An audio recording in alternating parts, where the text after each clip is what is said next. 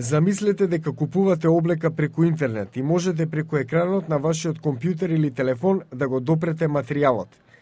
Таков вид на стимулативна технологија може да е достапна во следните 5 години. Ова е подпредседателот на IBM Берни Мејерсон. Зборуваме за реинвенција на компјутерите. Со нив имате интеракција како со луѓе.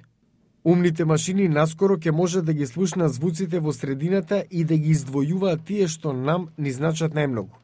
Например, систем за препознавање на говор ќе им каже на родителите зошто плаче нивното бебе.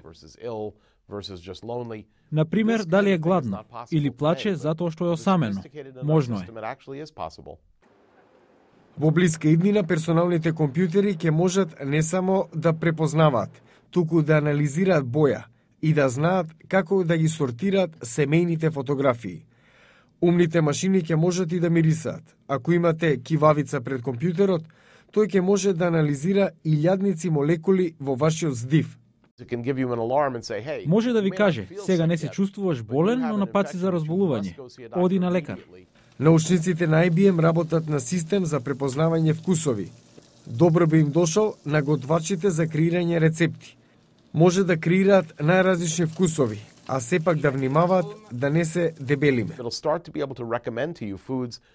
Може да ни препорачаат храна што ќе ја сакаме без големување на калориите.